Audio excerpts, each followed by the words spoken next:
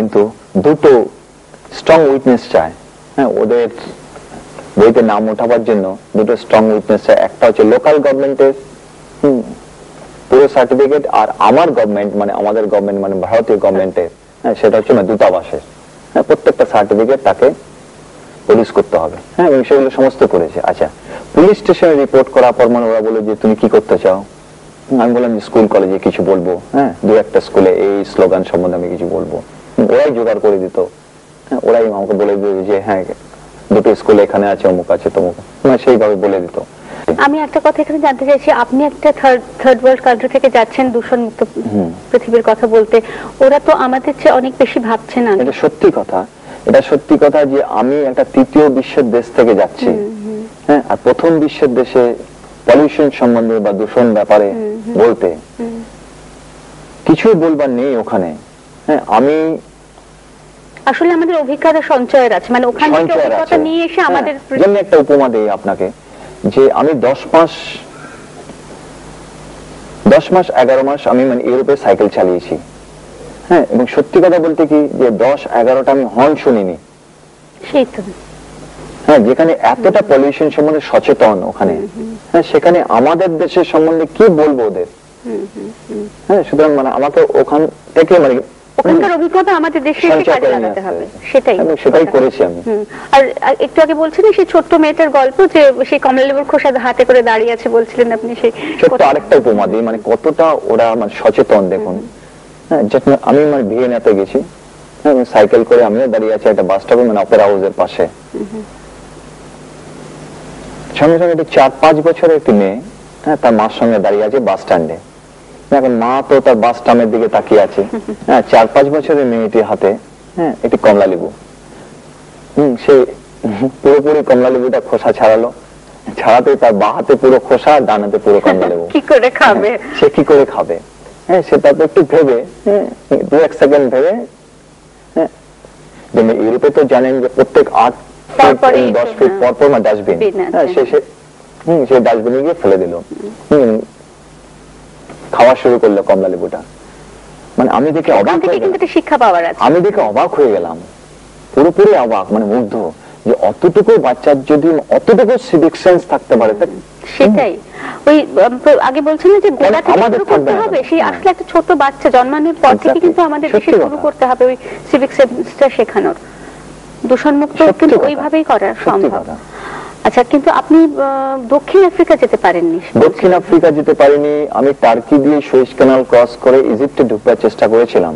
হ্যাঁ, যদি আমার ভ্যালিড ভিসা ছিল, কিন্তু ঢুকেও গিয়েছিলাম। হ্যাঁ, কিন্তু ওখানে পাসপোর্ট কন্ট্রোলার বা চেকপোস্টের লোকরা বললো যে দেখো, 2-3 দিন আগে প্রায় 59 জন প্যাসেঞ্জার মানে tourist from European country have been shot dead over here by our terrorist. হ্যাঁ, এখন এই ব্যাপারটা তোমার হাতে, হ্যাঁ, যে তুমি ঢুকবে কি ঢুকবে না, কারণ তুমি সাইকেলে যাচ্ছ। হ্যাঁ, এখন কেন্দ্রীয় সরকারি কর্মচারী সম্বন্ধে অনেকগুলো রেস্ট্রিকশনস থাকে, রেস্ট্রিকশন আছে। সেই রেস্ট্রিকশন মেনে আমি আর ওখানে ঢুকলাম না, আমি পুরো গ্রিসের দিকে চলে গেলাম। হ্যাঁ, তারপর ওখান থেকে ইংল্যান্ড থেকে। আচ্ছা, ইংল্যান্ডের কথা যখন বললেন, ইংল্যান্ডে আপনার অন্তত 2 জন বিখ্যাত মানুষের কথা আপনি একটু আগে বলছিলেন, যাদের সঙ্গে আপনার দেখা হয়েছে। ওয়েলসে যখন গেলাম, ইংল্যান্ডে আমি স্কটল্যান্ডে ঢুকেছি। স্কটল্যান্ড, সে নিউক্যাসল আপন টাইন এবং নিউক্যাসল আপন টাইন, স্কটল্যান্ড, আয়ারল্যান্ড, সাদার্ন আয়ারল্যান্ড, ওয়েলসে এলাম। সে ওয়েলসে জাস্ট একজন বিদেশি পরিবার আর ইংলিশ পরিবারের বাড়িতে আমি আশ্রয় নিলাম। গ্রামের মধ্যে ওয়েলসে একটা, সেই গ্রামটার নাম হচ্ছে সঞ্জে, লাডলো সাব ডিস্ট্রিক্টে। হ্যাঁ, তারপর ওখানে ঢুকলাম, মানে ওরা আপ্যায়ন করলো আমাকে, এবং থাকলাম। 2 দিন থাকার পর বললো যে do you like to meet our prince Charles? বললো হোয়াই নট। হ্যাঁ, তা বলছে যে তাহলে তো সময় লাগবে, তোমাকে অপেক্ষা করতে হবে। হ্যাঁ, কিন্তু আমার তো কোনো সময় নেই, আমার তো মানে একটা জায়গায় আমি প্রায় 2-3 দিনের বেশি আমি থাকতেও পারি না, প্রেস পিট, তারপর স্কুল কলেজ করে তারপর বেরিয়ে যেতে হয়। হ্যাঁ, তা বললো যে ঠিক আছে, হ্যাঁ, তুমি যদি মনে করো, হ্যাঁ, তাহলে আমি চেষ্টা করতে পারি। হ্যাঁ, অবশ্য পরবর্তীকালে আমি জানতে পারলাম যে তিনি হচ্ছেন one of the secretary of prince Charles. আচ্ছা, মানে যেখানে আপনি ছিলেন? হ্যাঁ, ছিলাম। আচ্ছা, তারপর উনি প্রায় 3 দিনের মধ্যে আমাকে মানে ব্যবস্থা করে দিলেন। I met also Prince Charles and he wished me, আর উনি আমাকে যেরকম অনারি সিটিজেনশিপ করে দিয়েছেন, বাহ, একটা প্ল্যাক দিয়েছেন। আচ্ছা আচ্ছা, বড় বেশ ভারী প্ল্যাক, মানে সেটা মানে প্রিন্স চার্লসের সেক্রেটারিরা একদম বাই পোস্টে সে কাজে পাঠিয়ে দিয়েছে মার কাছে, আমার কাছে আসেনি। আচ্ছা, আর অমর্ত্য সেনের কথা বলবেন না? অমর্ত্য সেনের ব্যাপারটা কি হয়েছে, কেমব্রিজে আমি ফার্স্টে গিয়ে উঠলাম ওই যে পুলিশ স্টেশনে। পুলিশ স্টেশনে থাকাকালীন পুলিশের থ্রুতে আমরা প্রেস কভারেজটা হলো, এবং পরের দিন যখন পেপার বেরোলো, তখন পেপারটা তো স্কাট আউট হয়ে গেল। তারপর সন্ধ্যের সময়, আমি সঙ্গে পুলিশ স্টেশনে থাকলে সন্ধ্যের পরে আমি ঢুকি, সারাদিন একটু ঘুরে ঘুরে বাড়ি স্কুল কলেজে যাই, বলি বা দেখি কি পরিবেশ এই ব্যাপারে, তাদের সোশ্যাল স্ট্রাকচারটাও দেখি, মানে বিভিন্ন রকম। সন্ধ্যের সময় যখন আসি মানে পুলিশ স্টেশনে ফিরে, তখন সেখানে পুলিশ অফিসার বললেন যে একটা স্লিপ ছিল, ওর মধ্যে লেখা ছিল অমর্ত্য সেন আর ফোন নাম্বারটা। আমি তো চিন্তাই করতে পারিনি যে সেই অমর্ত্য সেন যিনি নোবেল লরেট।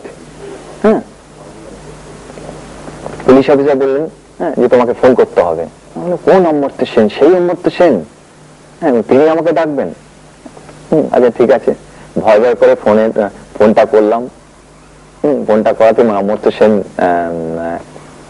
নিজেই ধরলেন ফোনটা। আমি বললাম যে স্যার আপনি কি সেই? বলে হ্যাঁ আমি সেই। বলে আমি সেই। তারপর উনি বললেন যে তুমি তো বাঙালি? বলে হ্যাঁ আমি বাঙালি। বলে তুমি কতদিন থাকবে? বলে স্যার 4-5 দিন সাইকেল চালিয়ে সাধারণত মানে 1-2 দিন রেস্ট নেই। বলে ঠিক আছে, আমি আমার জামাতাকে পাঠাচ্ছি প্রতীক, তুমি চলে এসো। এবং তিনি এলেন, আমাকে নিয়ে গেলেন তবে গাড়ি করে, আমি থাকলাম দুপুর। এবং যাওয়ার আগে উনি বললেন যে আমার অনেক কিছুর মধ্যে যে একটা ক্ষুদ্র দান দিচ্ছি, সেটা হচ্ছে $100 দিয়েছিলেন উনি আমাকে। বিদেশে কিন্তু শহর কিংবা গ্রাম সমস্ত জায়গায় যে সাইকেল পার্ক আছে, সেটা তো দেখেছি। হ্যাঁ, সুতরাং সাইকেল চালাবার জন্য শহরে যে সাইকেল চালাবে পাবলিক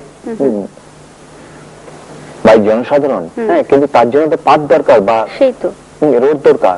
হ্যাঁ, এবং বিদেশে আপনি যে জেনে থাকবেন ডাচ কান্ট্রি যে হল্যান্ডে 100% সাইকেল রোড আছে, এবং সেখানকার প্রাইম মিনিস্টার প্রায় সাইকেল করে অফিস যায়। Bangkok, mister Bangkok, I met him also. আচ্ছা, হ্যাঁ, যে অবাক হয়ে যাবেন।